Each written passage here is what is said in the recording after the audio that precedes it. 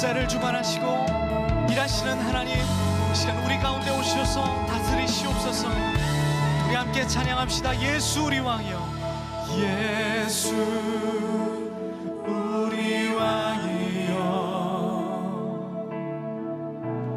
이곳에 오소서. 보좌로 주여 임하사 찬양을 받아 주소서. 주님을 찬양하오니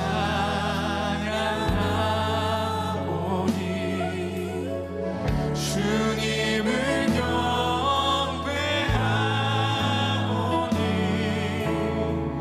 왕이신 예수여 오셔서 좌정하사 다스리소. 주여 이 예배에 좌정하소서. 다시 한번 예수 우리 왕이여. 예수 우리 왕이여, 이곳에 오소서. 주보좌로 주여 임하사 찬양을 받아 주소서. 주님을 찬양하오니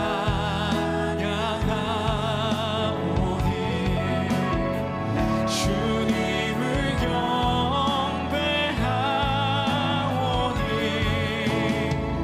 왕이신 예수여 오셔서 좌정하사 다스리.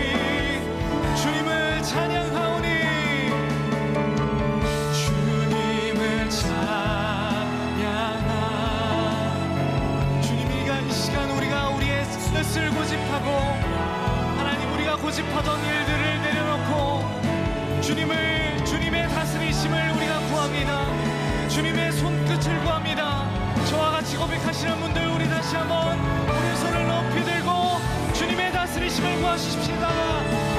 주님을 찬양하오니 주님을 찬양하오니 주님을 경배하오니 왕이신 예수. 주님, 나의 뜻을 고집하지 않겠습니다. 구원은 여호와께 속하였음을 고백합니다. 다시 한번 주의 다스리심을 구하며 주님을 찬양하오니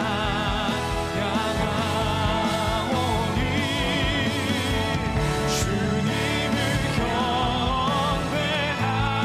경배하오니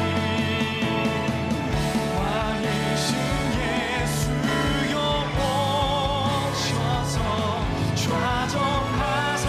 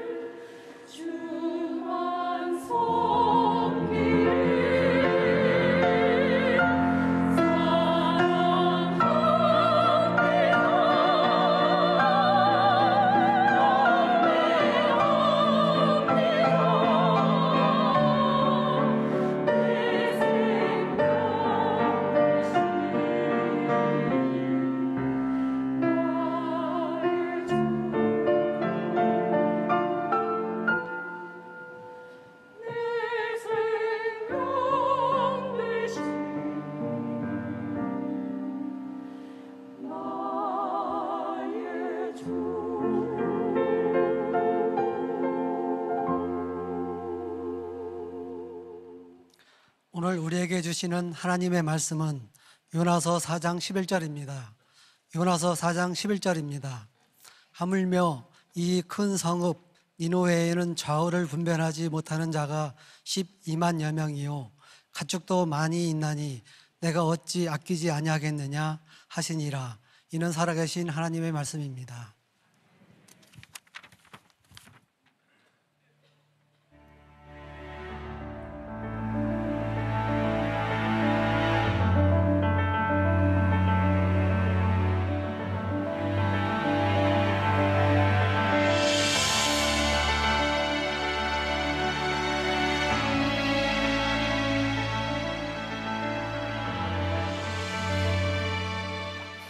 오늘 계속해서 나누고 있는 소선지자들 말씀 가운데 네 번째 요나에 대한 말씀을 나누려고 합니다. 오늘의 말씀의 제목, 영적 분별력의 회복, 영적 분별력에 대하여 말씀을 나누려고 합니다.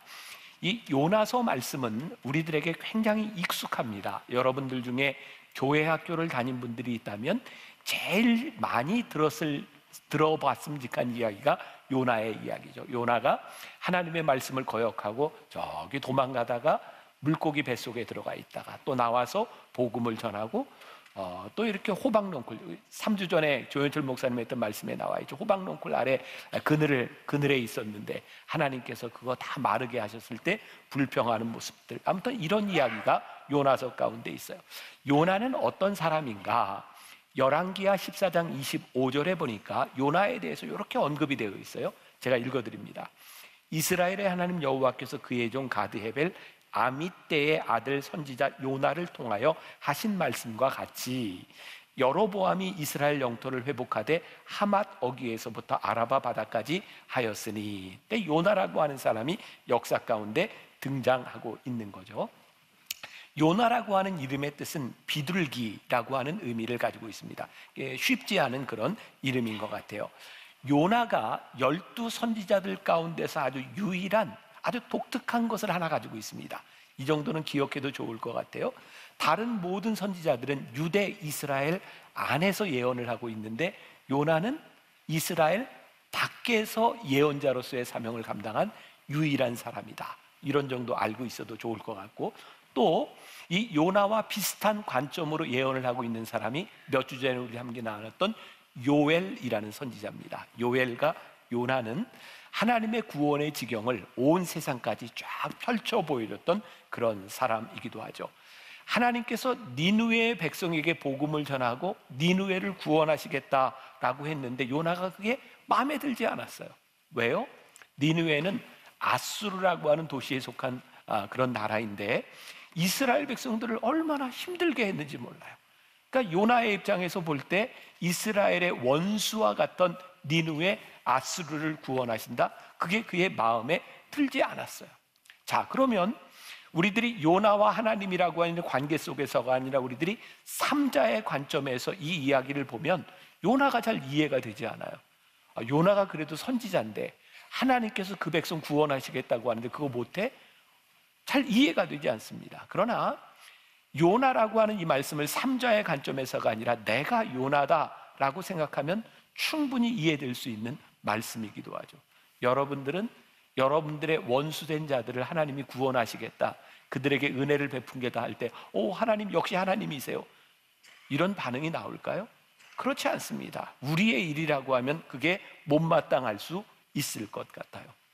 자, 오늘 이 요나서뿐만 아니라 이 12 선지자를 쭉 보면서 제가 깨닫게 되는 게 있어요. 하나님은 하나님의 마음을 알기를 원하시는구나. 우리가 하나님을 믿는다고 하는 것은 우리의 생각대로 살아가는 것이 아니라 하나님의 마음 알기를 원하는 그 마음이 요나서 가운데 그대로 들어있는 거죠.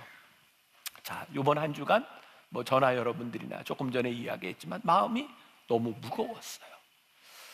저는 이제 미국에 있으면서 그 소식을, 여러분들은 다 잠을 잘 때 거긴 낮이었기 때문에 바로 2명 사망 이런 사고에서부터 저는 계속해서 그 이야기들을 접하게 되었어요.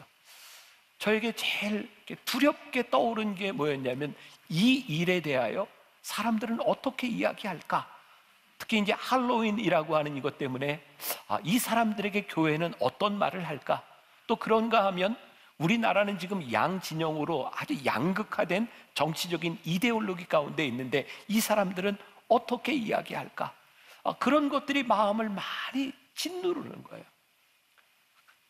제가 그 시간들을 어렵게 짓눌린 가운데서 이렇게 지나가다가 하나님께서 저에게 주신 마음이 있었고, 오늘 이 요나의 말씀과 더불어서 여러분들과 조금 우리 그리스도인들이 가져야 될 생각에 대해 조금 나누어야 되겠다는 생각이 들었어요. 뭐 몇몇 사람들이 그런 글들 쓰기도 했죠. 왜 거기 갔대? 젊은 애들이 왜? 할로윈? 왜? 그런데 이런 문제를 다 떠나서 거기에 사고를 당한 아이들이 내 자식이라면 우리의 마음이 어떨까?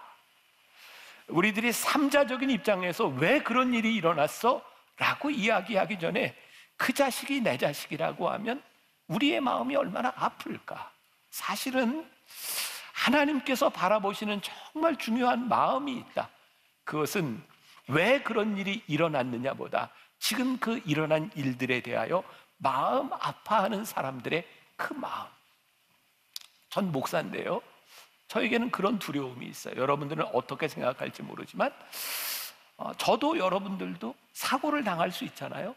근데 만일 제가 교통사고를 당했다, 제가 어떤 사고를 당했다. 근데 어느 때 사고를 당하는가? 만약 놀러 가다가 사고를 당하면 제가 참 할 말이 없을 것 같아요. 저는 그래서 사고가 나도 신방 갈 때 사고가 나거나 조금 교회 일을 할 때 사고가 나야 나 이거 사고 났어요, 뭐 아파요, 이런 얘기를 하지, 놀다 사고 나면 참 내가 그렇겠다. 근데 저에게도 쉼의 시간이 있고 저도 노는 시간이 있어요. 여러분들도 다 마찬가지예요. 근데 왜 저에게 그런 두려움이 있나 생각해 보니까 늘 누군가의 생각, 누군가의 비난, 누군가의 이야기들이었어요. 내가 사고를 당하고 아프면 하나님은 저를 바라보시면서 너 참 아프겠구나 라고 말씀하시지, 누가 거기 가랬냐? 너 왜 놀다 사고 당했냐? 하나님 그러실 것 같지 않아요. 우리 자녀들을 바라보시는 하나님의 마음, 그것은 정죄하기보다는 아파하는 하나님의 마음이 우리들 가운데 먼저 있을 것 같다는 생각이 들었어요. 지난 주간 제가 읽었던 책 중에 스캇 솔주 목사님이 쓴 아름다운 사람은 저절로 만들어지지 않는다라는 책이 있는데요, 거기에 이 목사님께 어떤 교인이 보낸 편지의 내용이 있어요. 사랑하는 아들이 자살로 세상을 떠났고 일주기가 되었을 때 그 엄마는 편지에서 이런 얘기를 해요. 이 땅에서의 슬픔이 천국에서의 기쁨을 더 강하게 해줄 뿐이지요. 그러면서 이분은 팔찌를 늘 끼고 다니는데 거기에 헬라어에 테텔레스타이라고 하는 글귀가 적힌 팔찌를 끼고 다닌대요. 이 테텔레스타이라고 하는 말은 뭐냐면 예수님이 십자가상에서 다 이루었다라고 하는 말이에요. 아들이, 그렇게 신실한 신자였던 아들이 정신이 약해져서 아마 우울증이었을 것 같아요. 자살을 했어요. 이 어머니는 그런 믿음을 가지고 있어요. 테텔레스타이, 하나님께서 다 이루셨다. 죽기 전에 했던 그 아들의 마지막 행동으로 아들이 심판을 받는 것이 아니라 예수님께서 돌아가시기 전에 십자가상에서 다 이루셨다라고 하는 그 말씀으로 우리 아들이 그 행동의 심판을 받을 거야. 예수님께서 십자가를 지시기 전에 아버지, 저들을 사하여 주옵소서, 저들이 하는 것을 저들이 알지 못합니다 라고 기도했던 그 예수님의 기도 가운데 우리 아들이 판단을 받을 거야. 그러면서 그 어머니가 위로를 받는. 사실 지금 우리들에게 필요한 것은 누군가를 정죄하는 것이 아니라 위로하고 아파하고 하나님의 마음을 아는 것이 아닐까. 누군가를 정죄하는 것, 이것도 참 위험하고 누군가를 용서한다는 것도 참 쉽지 않아요. 누군가에게 일어났던 그 비극을 우리들이 삼자적인 입장에서 볼 때 그거 용서해 라고 하는 말 우리들이 쉽게 할 수 있지만 그 일을 당하고 있는 사람들에게는 그게 그렇게 쉽지 않은 거예요. 우리가 하나님을 믿으면서 누군가를 향해 그렇게 쉽게 이야기하는 것들이 아니라 하나님 아버지의 마음으로 우리들이 누군가의 마음을 좀 헤아릴 수 있다면 진짜 우리들이 하나님의 자녀로 살아가는 것일 텐데, 요번 정권, 지난 정권, 지지난 정권, 우리 교회에는 교인들이 많다 보니까 정권이 바뀔 때마다 구치소에 들어가는 분들이 있어요. 제가 담임 목사로 사역을 하다 보니까 정권 바뀔 때마다 구치소에 신방을 가요. 제가 다음 주에도 또 구치소에 신방을 가요. 아마 제가 누군가를 신방 갈 때 여러분들이 이름을 댈 만한 알만한 사람, 우리 교인인데 신방을 갈 때 목사님의 입장은 뭐요? 목사님은 어느 편이요? 누군가는 그렇게 이야기할지 모르지만 저에게 그 사람들은 누구 편이 아니에요. 우리 자식인 거예요. 교인인 거예요. 하나님의 아들과 딸인 거예요.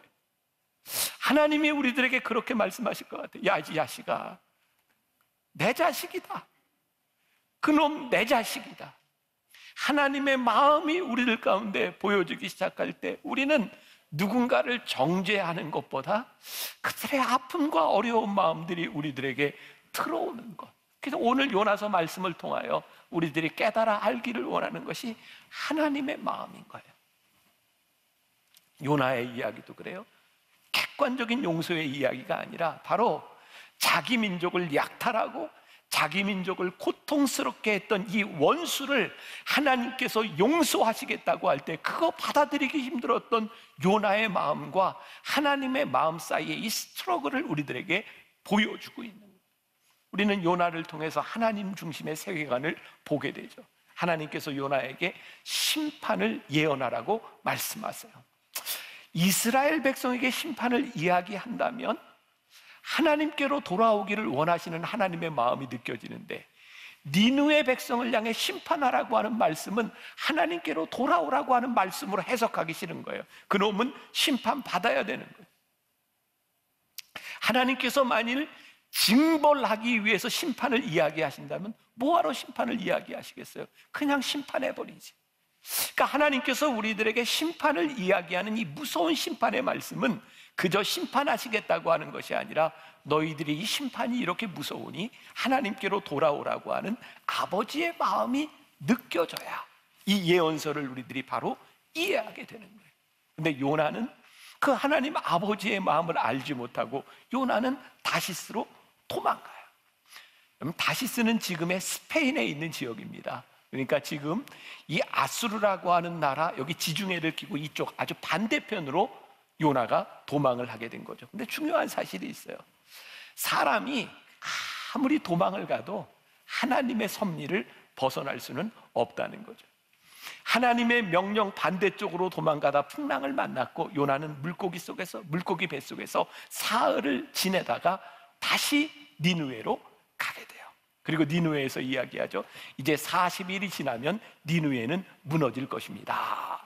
하나님의 의도는 심판을 이야기해서 그들을 구원하고자 하는데 요나는 40일 후면 니느웨가 무너질 것입니다 라고 말을 하면서 너희들은 무너져야 된다 이놈아, 지금 그렇게 생각하고 있는 거죠. 인간들이 원하는 방법과 결과와 다른 일들이 일어나면 우리는 당황스러워요. 그런데 인간들에게 당황스러울지 모르지만 그것이 하나님의 계획과 하나님의 섭리에서 벗어나는 것은 아니죠. 요나는 자기가 할 수 있는 최소한의 일만 합니다. 그의 속내는 하나님의 계획대로 되지 않았으면 좋겠는 거예요. 그런데 그의 눈앞에 벌어진 일은 뭐예요? 그가 원하지 않는 일들이 나타나고 있는 거예요. 자, 요나 3장 8절과 9절 같이 봅니다. 시작. 사람이든지 짐승이든지 다 굵은 베옷을 입을 것이요 힘써 하나님께 부르짖을 것이며 각기 악한 길과 손으로 행한 강포에서 떠날 것이라. 하나님이 뜻을 돌이키시고 그 진노를 그치사 우리가 멸망하지 않게 하시리라. 그렇지 않을 줄을 누가 알겠느냐 한지라. 아주 흥미로운 부분이에요. 지금 이 부분, 하나님의 예언자인 요나가 말씀을 선포하기는 하지만 그는 하나님의 뜻이 이루어지지를 않기를 바라고 있어요. 아주 소극적인 행동을 하는 거예요. 그런데 그 말씀을 들었던 니느웨의 왕은 지금 뭐라고 얘기해요? 혹시라도 우리가 회개를 하면 하나님께서 그렇지 않을 줄 누가 아느냐, 심판하지 않을 줄 누가 아느냐라고 하면서 마음을 돌이키고 있는 거예요. 자, 요 장면을 우리들이 또 제3자의 입장에서 보는 것이 아니라 이 일이 나의 일이라고 생각할 때 내 원수 같은 놈이 진짜 나쁜 놈이야, 이놈은. 근데 어느 날 갑자기 나한테 와서 내가 이렇게 살면 안 될 것 같아, 나 예수 믿어야 될 것 같아. 그러면 여러분들 막 기쁘세요? 그래, 잘 됐다, 역시 네가 나쁜 놈인데 이제 예수 믿는구나, 그런 생각이 드세요? 아니면 너는 예수 믿으면 안 될 것 같아, 넌 안 돼, 마음에 기쁠까요? 기쁘지 않을까요? 사실 가만히 보면 우리의 원수가 예수를 믿고 구원받는다는 일이 우리들에게 그렇게 기쁘지 않아요. 요나가 지금 경험하고 있던 이 일은 그의 생각 가운데서 참 받아들이기 힘든 일이에요. 근데 하나님은 지금 요나서를 통해서 우리들에게 뭐라고 자꾸 말씀하고 계세요? 너 하나님 아버지의 마음을 아니? 하나님 아버지가 어떤 마음인 줄 아니?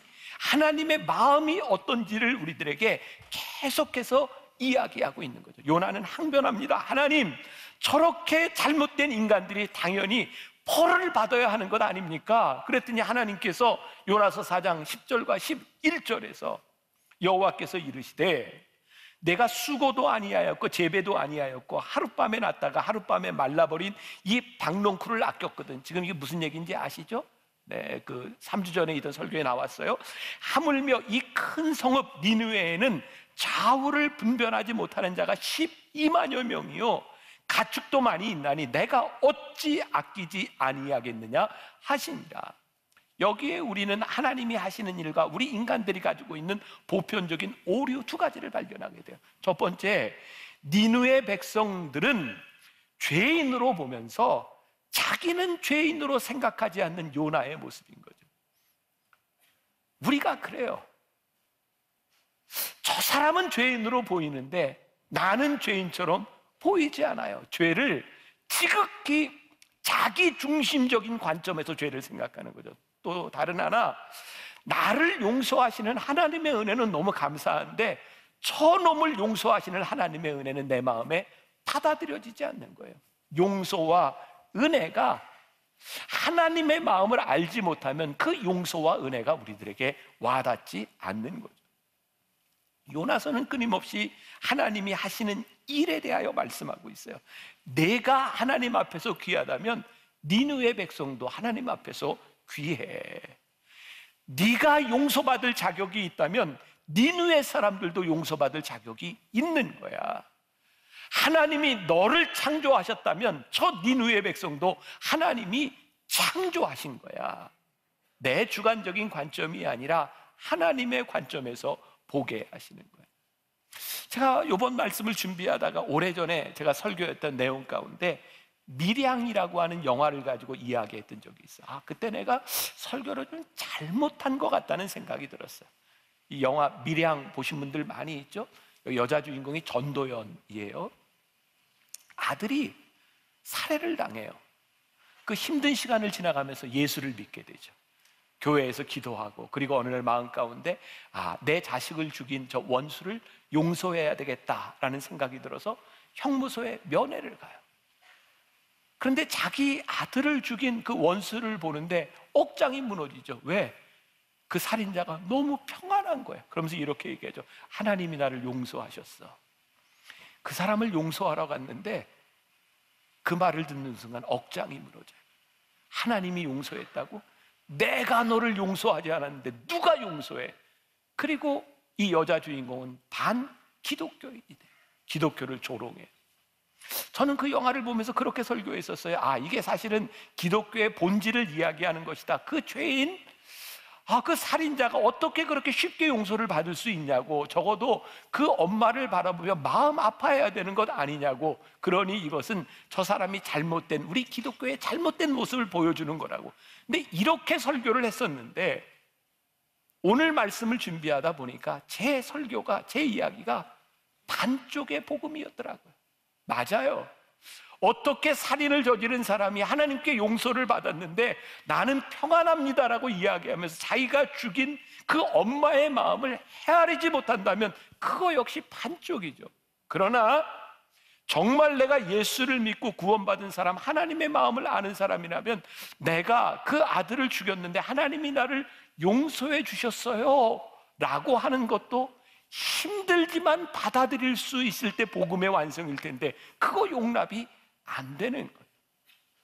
결국 보니까 두 가지가 다 내가 하나님께 용서받았는데 용서받은 그것이 얼마나 큰지 알기 때문에 우리들의 잘못을 회개할 수 있는 마음과 더불어서 그렇게 나에게 잘못한 저 사람도 하나님이 용서하실 수 있다고 하는 것, 나 같은 사람도 용서하셨으니 그 사람도 용서할 수 있다는 것이 들어와야 완전한 복음이 될 텐데 늘 우리가 알고 있는 복음과 하나님의 마음은 늘 편협하고 반쪽짜리였던 것은 아닌가.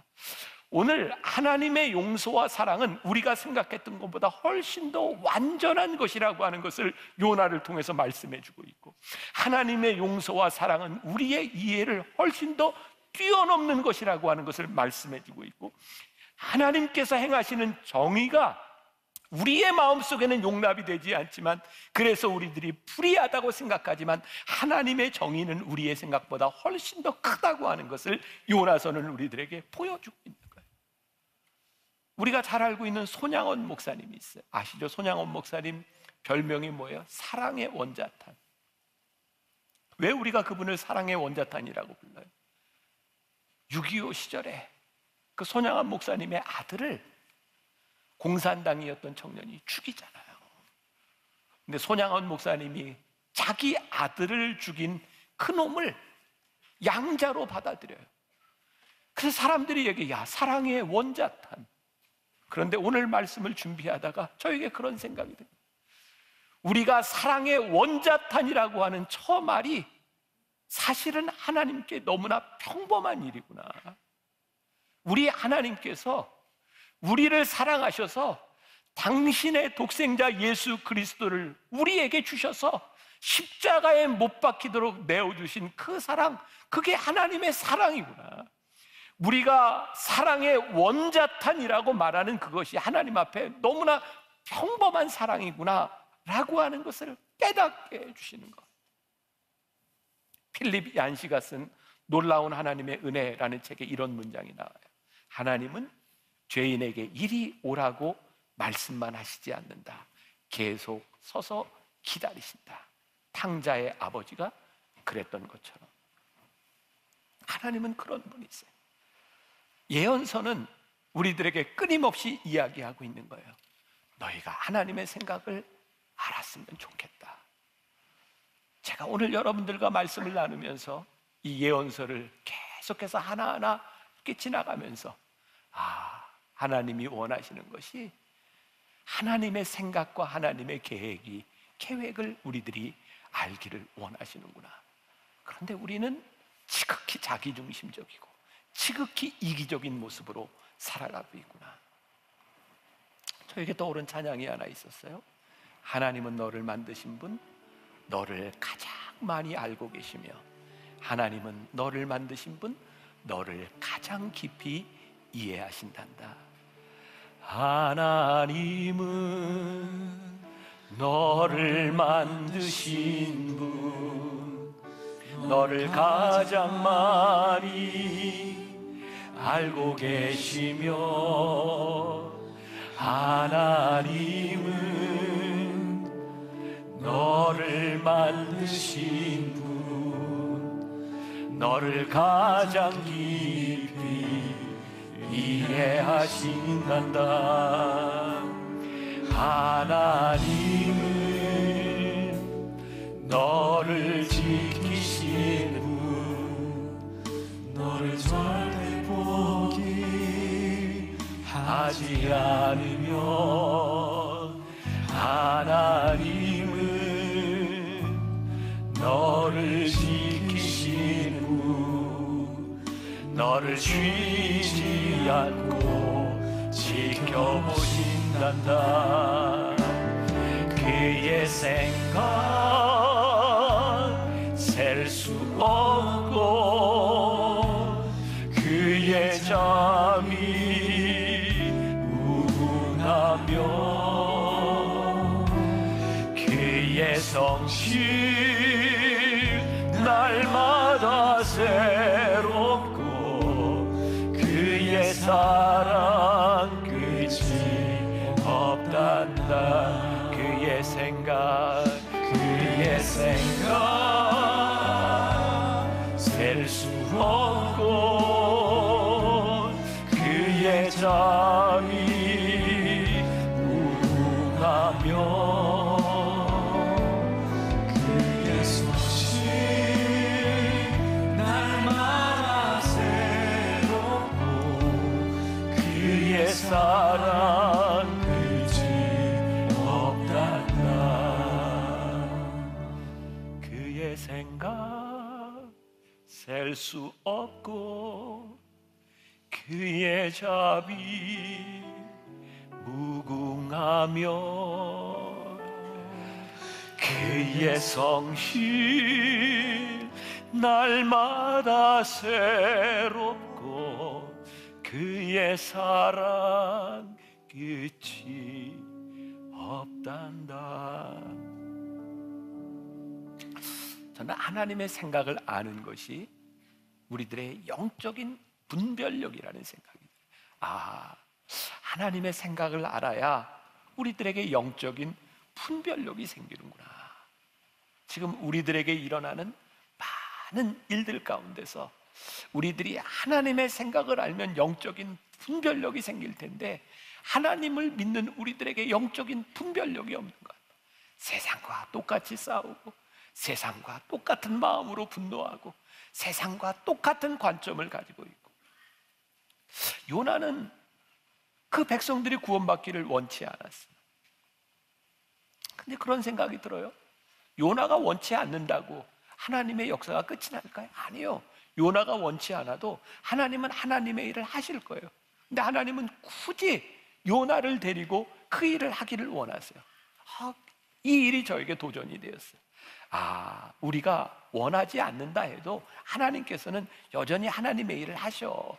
근데 하나님이 우리를 부르신 이유는 그 하나님의 일을 우리를 통해서 하시기를 원해서 우리를 부르셨어. 그러니까 하나님께서 우리를 부르셨으니 자꾸 도망가야 소용이 없어. 어떻게 생각하세요? 하나님이 잡아다 쓰실 거예요. 그러니 자꾸 도망가지 말고 하나님의 뜻이 무엇인지를 분별하고 순종하는 것이 우리들에게 좋지 않겠어요? 제가 가끔 얘기하는 거 있잖아요. 좋은 말 할 때 들으라고요. 하나님이 여러분들을 부르셔서 택하셨으면 여러분들을 통해서 하나님의 일을 이루시기를 원하신다. 구원의 역사는 우리의 의지와 관계 있는 것이 아니라 하나님의 뜻에 따라 이루어지는 일이니 말이에요. 주일학교에서 우리들이 제일 많이 들었던 요나, 그렇잖아요. 요나 뭐 이런 거 기억나세요? 요나라고 이렇게 지적할 때 하나는 한 손가락에 요나를 지적하는데 세 손가락은 누굴 지적하고 있어? 나를. 그래서 요나가 나라고. 근데 제가 요번에 말씀을 준비하다 놀라운 사실을 하나 발견했어요. 알려드릴까요? 요나를 거꾸로 하니까 나요예요. 야, 그렇구나. 이게 요나, 저는 이렇게만 생각했는데 하나님이 놀라운 지혜를 저에게 주신 거예요. 요나가 나요구나. 네. 그런 감동 좋아요. 네. 요나가 나요. 그렇구나. 하나님이 요나를 통해서 깨닫게 하시려는 것이 뭐예요? 나에게 깨닫게 하시려는 거예요. 하나님께서 가장 원하시는 두 가지 사실이 있다. 하나님은 모든 민족이 구원받기를 원하시고 그 일을 바로 나를 통하여 일하시기를 원하신다. 그런데 이 사실을 잃어버리면 우리들에게 기쁨이 없어요. 하나님께서 이 놀라운 일을 나를 통하여 이루신다고 하는 것을 우리들이 깨닫기 시작할 때 우리의 가슴이 뛰고 우리에게 기쁨이 회복되는데, 오늘날 교회가 그리스도인들이 기쁨을 잃어버렸다면 이 하나님의 마음을 잃어버린 거예요. 이 세상에서 이 세상 사람들과 똑같이 이데올로기로 갈라져서 똑같이 자기 생각으로 갈라져서 서로를 헐뜯고 서로를 향해 모독하는 이 모습들을 바라보며 우리들이 기쁨을 상실해버립니다. 하나님, 우리 성도들에게, 우리 그리스도인들에게 이 기쁨이 회복되게 하여 주옵소서. 세상과 다른 것을 보게 하여 주옵시고 하나님의 마음이 우리 가운데 들어오게 하여 주옵소서. 요나가 우리들에게 가르치려고 하는, 묵상팀에서 저에게 이런 사진을 하나 올려주셨어요. 여러분 혹시 개는 훌륭하다라는 프로그램 아시죠? 우리 강형욱 조련사가 참 저거 보면 정말 전문가는 전문가다 그런 생각이 들어요. 조련사가 지금 개를 조련하고 있어요. 저기 나오지는 않지만 저 옆에 누가 있을까요? 개 주인이 있어요. 결국 보면 개는 훌륭해. 누가 문제예요? 주인이 개를 잘 훈련시키지 못한 거예요. 개는 훌륭해요. 그런데 우리 묵상팀에서 저 강여구 훈련사가 하나님이라고 비유를 하고 저 개는 누구예요? 요나예요. 하나님께서 저 개를 이렇게 훈련시키는데, 요나를 훈련시키는데 결국 누구에게 말하고 있는 거예요? 우리에게 말씀하고 있는 거예요. 요나를 통해서 너희들이 무엇이 잘못됐는지를 보아라. 하나님의 마음이 무엇인지, 하나님의 관점이 무엇인지를 보아라 라고 말씀하고 있는 거예요.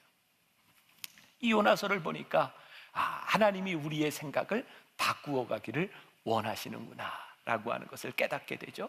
자, 우리가 많이 보았던 사진이 하나 있어요.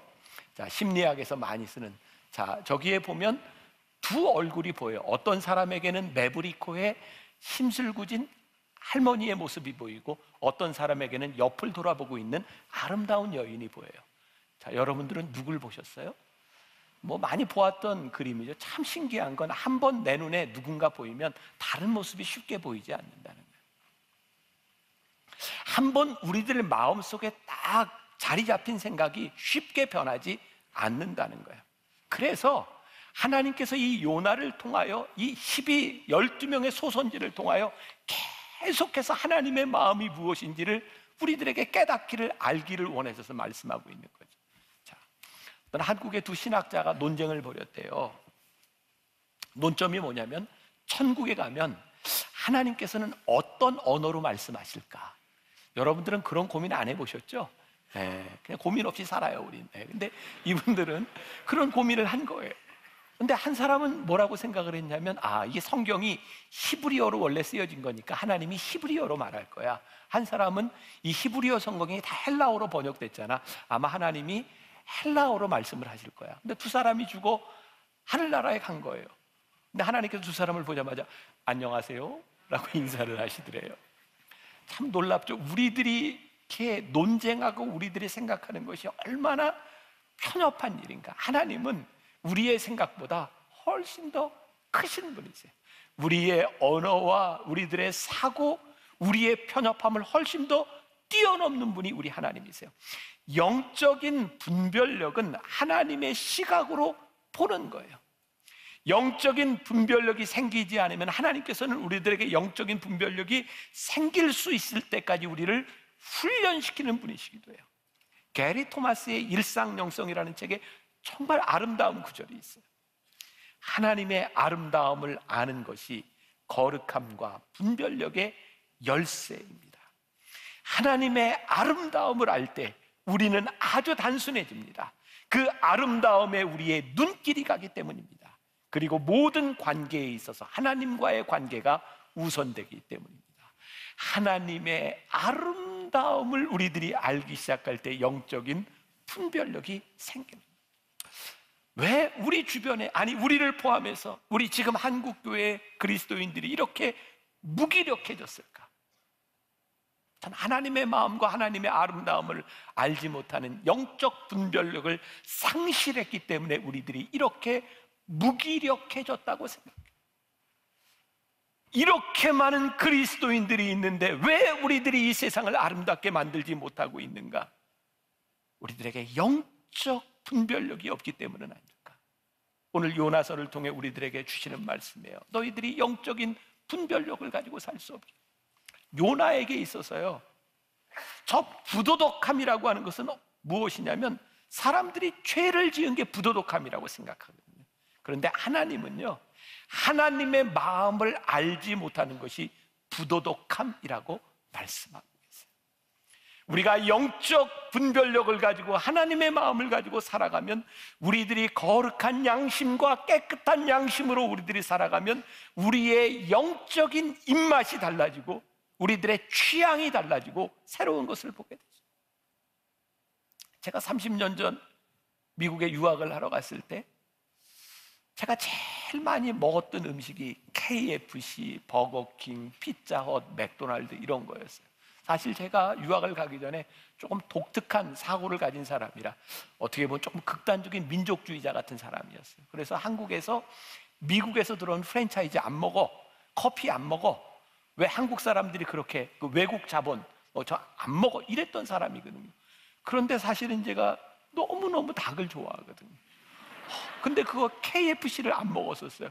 근데 미국에 딱 가니까 이거는 미제밖에 먹을 게 없는 거예요. 그래서 미국 가서 제가 제일 먼저 먹은 게 KFC였어요. 맘 놓고 뭐 KFC, 뭐 피자, 뭐 이런 거 되게 좋아했어요. 근데 요번에 이렇게 미국에 가서 지나는 동안 그렇게 맛있게 먹었던 음식들이 먹을 게 없는 거예요. 왜냐하면 예전에는 맛있는 걸 좋아했는데 지금은 건강이라고 하는 관점을 보니까 먹을 게 별로 없어요. 제가 교인들하고 이렇게 식사할 때면 교인들이 저에게 목사님 뭐 드실래요? 근데 저는 이렇게 없는 메뉴를 자꾸 얘기해요.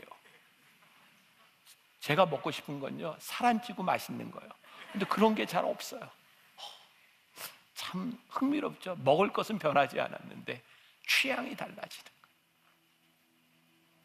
세상이 바뀌지 않습니다. 근데 세상을 바라보는 우리의 영적 취향이 달라질 수 있어요. 영적 분별력이 우리들에게 생기면 우리는 옛 습관을 살던 우리들의 삶과 새로운 영적 취향을 가진 우리들 사이에 필연적으로 전투가 벌어지기 시작해요.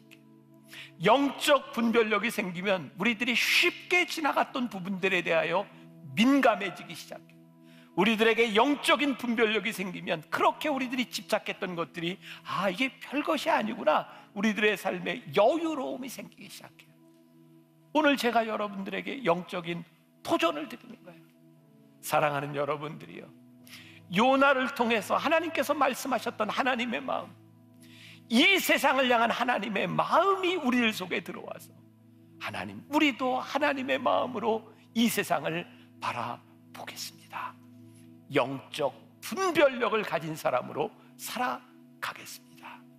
오늘 그런 마음을 가지고 여러분들이 세상으로 힘차게 나아갈 수 있기를 간절히 소원합니다. 하나님의 마음으로 인하여 때로 여러분들의 마음이 괴로워지고, 하나님의 마음으로 인하여 여러분들의 가슴이 뛰고, 하나님의 마음으로 인하여 기쁨을 느낄 수 있는 여러분들이 되시기를 주님의 이름으로 간절히 축원합니다. 우리 함께 찬양합시다. 내게로부터 눈을 들어 주를 보기 시작할 때 주의 일을 보겠네. 내 작은 마음 돌이키사 하늘의 꿈 꾸게 하네. 주님을 볼 때. 함께 찬양합시다. 내게로부터 눈을 들어 주를 보기 시작할 때 주의 일을 보겠네. 내 작은 마음 돌이키사 하늘의 꿈 꾸게 하네. 주님을 볼 때 모든 시선을 주님께 드리고, 살아계신 하나님을 느낄 때 내 삶은 주의 역사가 되고 하나님이 일하기 시작한 성령이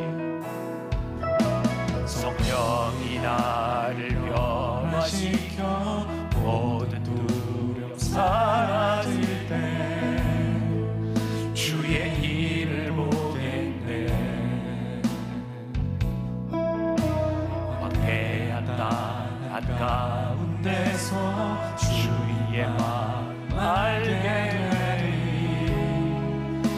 주님을 볼 때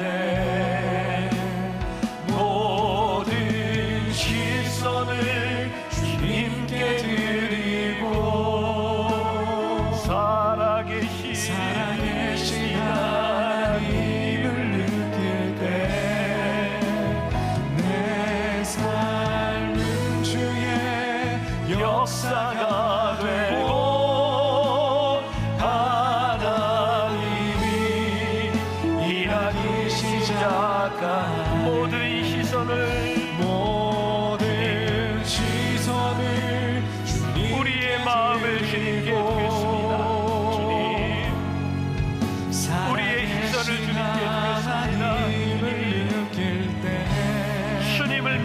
구하지만 삶은 주의 우리의 마음은 늘 우리의 마음대로였을 때가 많이 있습니다.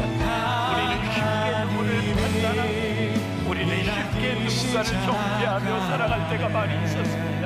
주님, 우리가 주님의 마음, 아버지 하나님, 하나님의 마음으로 아버지 하나님, 아버지 하나님, 하나님 마음 가운데 삼각인 사람들을 느낄 때 아버지 하나님 아파하는 이 세상을 바라보고 아버지 아파하는 이 영혼들을 바라보고 우리가 주의 마음으로 아버지 하나님의 마음으로 일하기 시작하네.